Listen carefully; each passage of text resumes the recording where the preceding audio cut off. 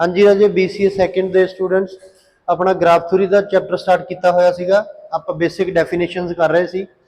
ये next definition अपने को आ रही है डेफिनेशन वेटेड ग्राफ की। वेटेड ग्राफ के की है कि किसी ग्राफ के हरेक वर्टैक्स नूं किसी नंबर के नाल असाइन किया होया आ, वेट दिता होया वो उस एज का एक किराया हो सकता, खर्चा हो सकता, इनकम हो सकती है, लेंथ हो सकती है। पर वेट का मतलब ये नहीं है कि छोटा एज आ उहदा घट वेट होगा, वड्डा एज आ उहदा वध वेट होगा, इहदा कोई इशू नहीं। हुण आ देखो इस एज का वेट है 1.5, आ छोटे जे एज का वेट है 3.2। सो उसकी लेंथ नाल वेट का कोई लेना देना नहीं। ठीक है, ये मन च ना सोच के चलो कि छोटा एज होगा तो घट वेट होगा, वड्डा एज होगा तो वध वेट होगा। जस्ट वेटेड ग्राफ की है, a graph in which each edge has assigned with a number, that graph is called weighted graph. Next definition of finite and infinite graph. The finite graph is that graph whose vertex set and edge set are finite. ਜਿਹਦੇ vertex ਅਤੇ edges ਨੂੰ ਆਪਾਂ ਗਿਣ ਸਕਦੇ ਹਾਂ, count ਕਰ ਸਕਦੇ ਹਾਂ, ਉਹ ਕੀ ਹੋਊਗਾ फाइनाइट ग्राफ।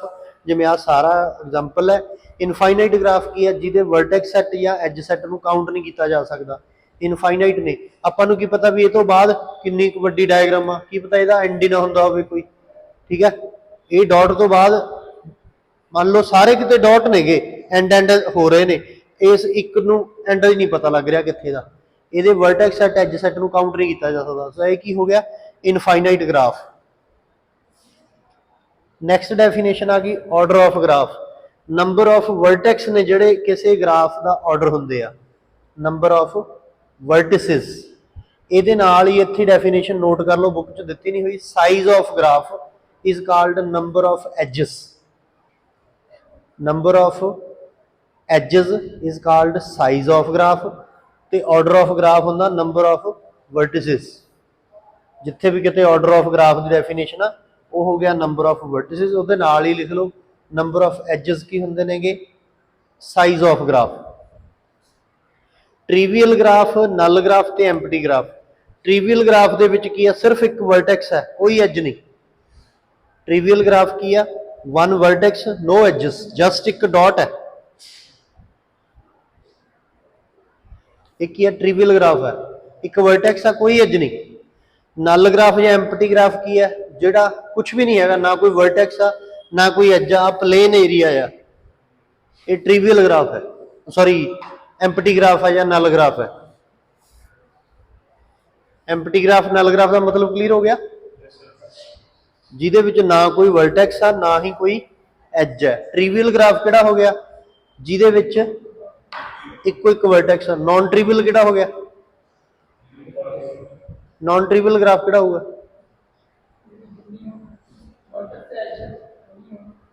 जिहड़ा ट्रिवियल नहीं हैगा। एम्पटी वाले नूं भी नॉन ट्रिवियल कह दांगे, जिहदे विच एक तो वध वर्टेक्स एजेस होणगे उहनूं भी नॉन ट्रिवियल कह दांगे। जिवें तैं कहा भी वर्टेक्स ते एज दोवें होण, वो भी आ जाऊगा नॉन ट्रिवियल। ठीक है, नॉन ट्रिवियल दे विच एम्पटी वाला भी आ जाऊगा, ਅਤੇ नॉन ट्रिवियल ਦੇ ਵਿੱਚ ਇੱਕ ਤੋਂ ਵੱਧ वर्टेक्स ਤੇ एजेस वाले भी आ जाएंगे, सारे ही आ जाएंगे। पर वैसे नॉन ट्रिवियल किहनूं कहा जाता, ਜਿਹਦੇ ਵਿੱਚ ਇੱਕ ਤੋਂ ਜ਼ਿਆਦਾ वर्टेक्स ਹੋਣ, एजेस ਹੋਣ, ਉਹ ਕੀ ਹੋਊਗਾ non trivial. Edges in series देखो पढ़ो की डेफिनेशन एजेस इन सीरीज दी। When two edges in a graph have exactly one vertex in common, this vertex of degree 2, then two edges are said to be in series। दो edges दे कोले साझा vertex होवे, सिर्फ एक साझा vertex होवे। जिवें मान लो आ शेप जी बनती जा रही है,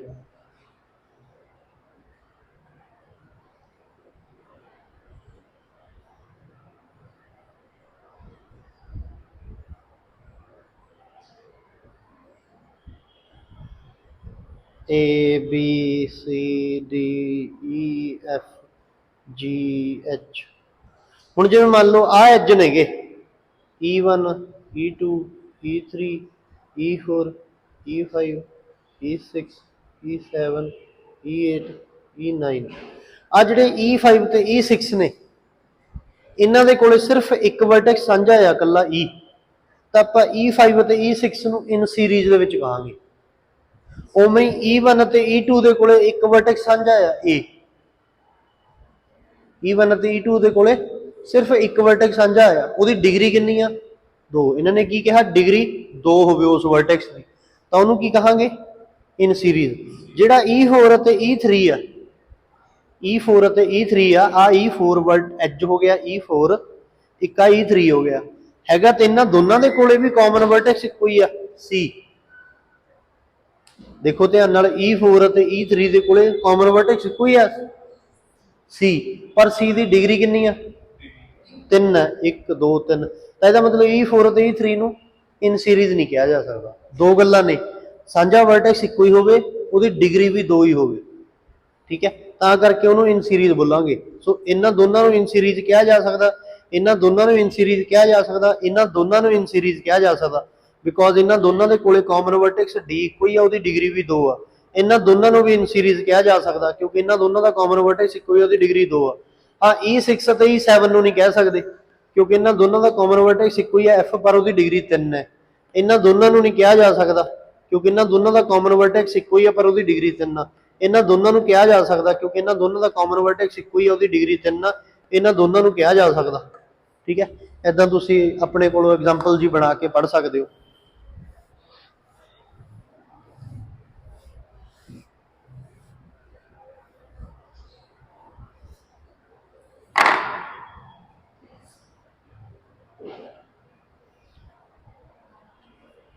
ਅਸਾਈਕਲਿਕ, ਅਸਾਈਕਲਿਕ ਗ੍ਰਾਫ ਕੀ ਹੈ, ਜਿਹਦੇ ਵਿੱਚ ਕੋਈ ਸਾਈਕਲ ਨਹੀਂ ਬਣਦਾ, ਸਰਕਟ ਨਹੀਂ ਬਣਦਾ। ਸਾਈਕਲਿਕ ਗ੍ਰਾਫ ਕਿਹੜਾ ਹੁੰਦਾ, ਜਿਵੇਂ ਇਹਨੂੰ ਆਪਾਂ ਇਦਾਂ ਕਲੋਜ਼ਡ ਕਰ ਦਈਏ, ਕਲੋਜ਼ ਡਾਇਗਰਾਮ ਕਰ ਦਈਏ, ਜਿਵੇਂ ਟ੍ਰਾਇੰਗਲ ਹੋ ਗਈ, ਉਹ ਸਾਈਕਲ ਬਣ ਗਿਆ, ਇੱਕ ਤਰ੍ਹਾਂ ਦਾ ਸਰਕਟ ਬਣ ਗਿਆ। ਉਸ ਤੋਂ ਬਾਅਦ ਡਿਗਰੀ, ਡਿਗਰੀ ਦਾ ਮਤਲਬ ਕੀ ਹੋ ਗਿਆ, ਕਿਸੇ ਵਰਟੈਕਸ ਦੇ ਨਾਲ ਕਿੰਨੇ ਐਜਸ ਜੁੜੇ ਹੋਏ ਨੇ, ਉਹ ਉਸ ਵਰਟੈਕਸ ਦੀ ਡਿਗਰੀ ਹੋ ਗਿਆ। ਇਨ ਡਿਗਰੀ ਹੋ ਗਿਆ, ਆਉਣ ਵਾਲੇ ਕਿੰਨੇ ਨੇਗੇ, ਉਹਦੀ ਇਨ ਡਿਗਰੀ ਹੋ ਗਿਆ। ਉਹਦੇ ਵੱਲੋਂ ਜਾਣ ਵਾਲੇ ਕਿੰਨੇ ਨੇਗੇ, ਉਹ ਹੋ ਗਈ ਆਊਟ ਡਿਗਰੀ। ਡਾਇਰੈਕਟਡ ਗ੍ਰਾਫ ਦੇ ਵਿੱਚ ਆਪਾਂ ਇਨ ਡਿਗਰੀ ਤੇ ਆਊਟ ਡਿਗਰੀ ਦੇਖ ਸਕਦੇ ਹਾਂ।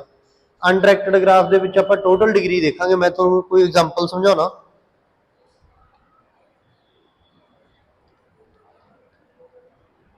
ਜਿਵੇਂ ਹੁਣ ਆਹ ਗ੍ਰਾਫ ਆ, ਇਹ ਆਊਟ ਡਿਗਰੀ ਨੂੰ ਮਾਈਨਸ ਨਾਲ ਲਿਖਦੇ ਨੇ, ਇਨ ਡਿਗਰੀ ਨੂੰ ਪਲੱਸ ਨਾਲ ਲਿਖਦੇ ਨੇ। ਜਿਵੇਂ A ਦੇ ਵੱਲ ਆਊਟ ਡਿਗਰੀ ਕਿੰਨੀ ਆ, A ਤੋਂ ਬਾਹਰ ਜਾਣ ਵਾਲੇ ਕਿੰਨੇ ਵਰਟੈਕਸ ਨੇ, ਇੱਕ ਆ ਬਾਹਰ ਜਾ ਰਿਹਾ, ਇੱਕ ਆ ਬਾਹਰ ਜਾ ਰਿਹਾ। ਸੋ A ਦੇ ਵਿੱਚੋਂ ਬਾਹਰ ਜਾਣ ਵਾਲੇ ਵਰਟੈਕਸ ਕਿੰਨੇ ਨੇ, ਐਜਸ ਕਿੰਨੇ ਨੇ, 2। A ਤੋਂ ਆਊਟ ਕਿੰਨੇ ਹੋ ਰਹੇ ਨੇ, 2। ਤਾਂ A ਤੋਂ ਆਊਟ ਡਿਗਰੀ ਕਿੰਨੀ ਹੋਗੀ, 2। A ਦੀ ਇਨ ਡਿਗਰੀ ਕਿੰਨੀ ਹੋਗੀ, A ਦੇ ਵੱਲ ਤਾਂ ਨਹੀਂ ਕੋਈ ਆਉਂਦਾ, A ਦੀ ਇਨ ਡਿਗਰੀ 0 ਹੋਗੀ। B ਦੀ ਜੇ ਗੱਲ ਕਰੀਏ, B ਤੋਂ ਬਾਹਰ ਕਿੰਨੇ ਨਿਕਲਦੇ ਨੇ, 1 2। ਤਾਂ B ਦੀ ਆਊਟ ਡਿਗਰੀ ਕਿੰਨੀ ਹੋਗੀ, B ਦੀ ਆਊਟ ਡਿਗਰੀ ਕਿੰਨੀ ਹੋਗੀ, B ਦੀ ਇਨ ਡਿਗਰੀ ਕਿੰਨੀ ਹੋਗੀ, B ਦੇ ਵੱਲ ਕਿੰਨੇ ਆ ਰਹੇ ਨੇ, 1, ਠੀਕ ਹੈ। C ਦੀ ਆਊਟ ਡਿਗਰੀ ਕਿੰਨੀ ਹੋਗੀ, C ਦੀ ਆਊਟ ਡਿਗਰੀ ਕਿੰਨੀ ਹੋਗੀ, C 2 ਬਾਹਰ ਜਾ ਰਹੇ ਨੇ, C ਦੀ ਆਊਟ ਡਿਗਰੀ 2 ਹੋਗੀ। C ਦੇ ਵੱਲ ਆ ਕਿੰਨੇ ਰਹੇ ਨੇ, ਇੱਕ ਆ ਰਿਹਾ, ਇੱਕ ਆ ਰਿਹਾ, 2 ਹੀ ਇਹਦੀ ਆਊਟ ਡਿਗਰੀ ਹੋਗੀ।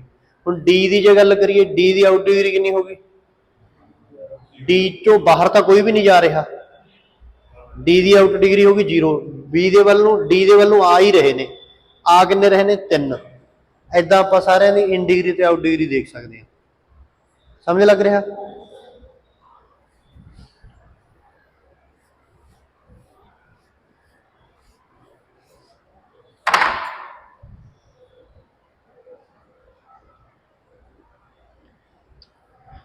Degree of vertex, degree of vertex directed graph ਦੇ ਵਿੱਚ ਕੀ ਹੁੰਦਾ, degree of vertex in degree ਤੇ ਆਊਟ ਡਿਗਰੀ ਦਾ ਟੋਟਲ। ਜੇ ਡਾਇਰੈਕਟਡ ਗ੍ਰਾਫ ਅਨਡਾਇਰੈਕਟਡ ਗ੍ਰਾਫ ਵੇਲੇ ਇਨ ਡਿਗਰੀ ਤੇ ਆਊਟ ਡਿਗਰੀ ਨਹੀਂ ਨਾ ਹੋਣਾ, ਅਨਡਾਇਰੈਕਟਡ ਗ੍ਰਾਫ ਵੇਲੇ ਤਾਂ ਆਪਾਂ ਟੋਟਲ ਡਿਗਰੀ ਬੋਲਾਂਗੇ ਕਿ degree of vertex is number of incidence edges with it. ਕਿਸੇ ਗ੍ਰਾਫ ਦੇ, ਅਨਡਾਇਰੈਕਟਡ ਗ੍ਰਾਫ ਦੇ ਵਿੱਚ ਕਿਸੇ ਵਰਟੈਕਸ ਦੀ ਡਿਗਰੀ ਦਾ ਮਤਲਬ ਕੀ ਆ, ਉਹਦੇ ਨਾਲ ਕਿੰਨੇ ਐਜਸ ਇਨਸੀਡੈਂਸ ਨੇ, ਕਿੰਨੇ ਐਜਸ ਜੁੜੇ ਹੋਏ ਨੇ।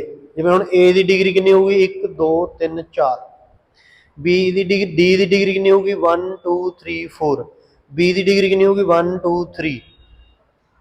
ਇਹਦੀ ਡਿਗਰੀ ਕਿੰਨੀ ਹੋਊਗੀ, 1 2 3 4 5 ਸੈਲਫ ਲੂਪ ਨੂੰ ਦੋ ਵਾਰੀ ਗਿਣਿਆ ਜਾਊਗਾ, ਇੱਕ ਵਾਰੀ ਬਾਹਰ ਨਿਕਲਦਾ, ਇੱਕ ਵਾਰੀ ਅੰਦਰ ਐਂਟਰ ਕਰਦਾ। ਸੈਲਫ ਲੂਪ ਦੀ ਡਿਗਰੀ 2 ਆ, ਇੱਕ ਵਾਰੀ ਉਹ ਬਾਹਰ ਨਿਕਲਦਾ ਗਿਣਿਆ ਜਾਂਦਾ, ਇੱਕ ਵਾਰੀ ਐਂਟਰ ਕਰਦਾ। ਸੋ ਇਹਦੀ ਡਿਗਰੀ ਕਿੰਨੀ ਆਊਗੀ 1 2 3 4 and 5। Self loop the degree ਕਿੰਨੀ ਆ 2 ਆ। ਧਿਆਨ ਰੱਖਿਓ ਐਜ ਇਹ ਇੱਕੋ ਹੀ ਆ ਪਰ ਇਹਦੀ ਡਿਗਰੀ 2 ਆ।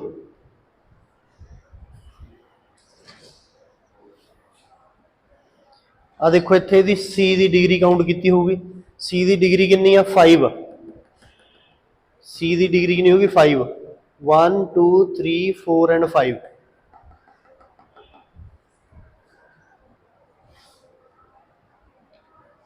ਪੈਂਡੈਂਟ ਵਰਟੈਕਸ, ਪੈਂਡੈਂਟ ਵਰਟੈਕਸ ਕਿਹੜਾ ਹੋ ਗਿਆ ਐਂਡ ਵਰਟੈਕਸ ਹੋ ਗਿਆ। ਪੈਂਡੈਂਟ ਸਮਝਦੇ ਹੋ ਪੈਂਡੂਲਮ ਜਿਹਾ ਜਿਹਦੀ ਡਿਗਰੀ 1 ਹੋਵੇ। ਕੁੜੀਆਂ ਗਲੇ ਦੇ ਵਿੱਚ ਲੋਕਟ ਜਿਹਾ ਪਾਉਂਦੀਆਂ ਹੁੰਦੀਆਂ ਨੇ, ਪੈਂਡੂਲਮ ਪੈਂਡੈਂਟ ਕਹਿ ਦਿੰਦੇ ਇਹਨੂੰ ਆਪਾਂ। ਪੈਂਡੈਂਟ ਦਾ ਮਤਲਬ ਕੀ ਆ ਜਿਹਦੇ ਨਾਲ ਸਿਰਫ ਇੱਕ ਡਿਗਰੀ ਹੋਵੇ ਜਿਹਦੀ। ਪੈਂਡੈਂਟ ਵਰਟੈਕਸ A ਅਤੇ C ਪੈਂਡੈਂਟ ਵਰਟੈਕਸ ਨੇਗੇ, ਇਹਨਾਂ ਦੀ ਡਿਗਰੀ 1 1 ਆ। ਇਹ vertex whose degree in a graph is 1, ਜਿਹਦੀ ਡਿਗਰੀ ਸਿਰਫ ਇੱਕ ਹੋਵੇ ਉਹਨੂੰ ਕੀ ਬੋਲਿਆ ਜਾਂਦਾ ਪੈਂਡੈਂਟ ਵਰਟੈਕਸ। ਇਹਦੇ ਨਾਲ ਹੀ ਕਲੀਅਰ ਕਰ ਲਓ, ਇੱਥੇ ਡੈਫੀਨੇਸ਼ਨ ਲਿਖ ਲਓ, ਜਿਹਦੀ ਡਿਗਰੀ 0 ਹੋਵੇ ਉਹਨੂੰ ਬੋਲਿਆ ਜਾਂਦਾ isolated vertex. Isolated vertex, isolated.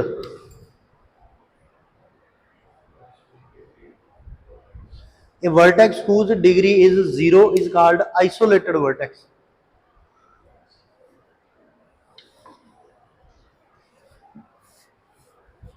ਉਸ ਤੋਂ ਬਾਅਦ ਡੈਫੀਨੇਸ਼ਨ ਆ ਗਈ ਰੈਗੂਲਰ ਗ੍ਰਾਫ ਦੀ। ਰੈਗੂਲਰ ਗ੍ਰਾਫ ਕੀ ਆ ਜਿਹਦੇ ਵਿੱਚ ਸਾਰਿਆਂ ਦੀ ਡਿਗਰੀ ਸੇਮ ਹੋਵੇ, ਸਾਰੇ ਵਰਟੈਕਸ ਦੀ ਡਿਗਰੀ ਸੇਮ ਹੋਵੇ, ਉਹ ਹੁੰਦਾ ਰੈਗੂਲਰ ਗ੍ਰਾਫ। ਕੇ ਰੈਗੂਲਰ ਦਾ ਮਤਲਬ ਕੀ ਆ ਜਿਹਦੇ ਵਿੱਚ ਸਾਰਿਆਂ ਦੀ ਡਿਗਰੀ ਕੇ ਦੇ ਬਰਾਬਰ ਆਵੇ, ਕਿਸੇ ਖਾਸ ਨੰਬਰ ਦੇ ਬਰਾਬਰ ਆਵੇ। ਉੱਪਰ ਆਪਾਂ ਰੈਗੂਲਰ ਗ੍ਰਾਫ ਕਹਤਾ, ਐਂ ਕਹਤਾ ਬਸ ਸਾਰਿਆਂ ਦੀ ਡਿਗਰੀ ਇਕੁਅਲ ਆ। ਇਹਨੇ ਗ੍ਰਾਫ ਵਿੱਚ ਆਲ ਦਾ ਵਰਟਿਸਿਸ ਆਫ ਦਾ ਸੇਮ ਡਿਗਰੀ ਦੇ ਵਿੱਚ ਹੋਣ, ਇਕੁਅਲ ਡਿਗਰੀ ਹੋਵੇ, ਪਰ ਕਿੰਨੀ ਹੋਵੇ ਇਹ ਨਹੀਂ ਕਿਹਾ। ਕੇ ਰੈਗੂਲਰ ਗ੍ਰਾਫ ਦੇ ਵਿੱਚ ਕਹਤਾ ਵੀ ਸਾਰੇ ਵਰਟੈਕਸ ਦੀ ਡਿਗਰੀ ਸੇਮ ਡਿਗਰੀ ਹੋਵੇ, ਇਕੁਅਲ ਟੂ ਨੰਬਰ ਕੇ ਦੇ ਬਰਾਬਰ ਹੋਵੇ। ਜਿਵੇਂ ਹੁਣ ਆਹ ਸੀਗਾ, ਇਹਦੀ ਵੀ ਡਿਗਰੀ 1 ਆ, ਇਹਦੀ ਵੀ ਡਿਗਰੀ 1 ਆ, ਇਹ ਕਿੰਨਾ ਹੋ ਗਿਆ 1 ਰੈਗੂਲਰ। ਇਹ ਕਿੰਨਾ ਹੋ ਗਿਆ ਇਹਦੀ ਵੀ ਡਿਗਰੀ 2 ਆ, ਇਹਦੀ ਵੀ ਡਿਗਰੀ 2 ਆ, ਇਹਦੀ ਵੀ ਡਿਗਰੀ 2 ਆ, ਇਹਦੀ ਵੀ ਡਿਗਰੀ 2 ਆ, ਇਹ ਕਿੰਨਾ ਹੋ ਗਿਆ 2 ਰੈਗੂਲਰ। ਇਹਦੇ ਵਿੱਚ 1 2 3 1 2 3 1 2 3 1 2 3 1 2 3 1 2 3, ਇਹਦੇ ਚ ਕਿੰਨੇ ਰੈਗੂਲਰ ਹੋ ਗਿਆ 3 ਰੈਗੂਲਰ ਹੋ ਗਿਆ। ਇਹਦੀ ਛੋਟੀ ਜਿਹੀ ਐਗਜ਼ਾਮਪਲ ਹੋਰ ਬਣਾ ਲੈਣਾ ਮੈਂ।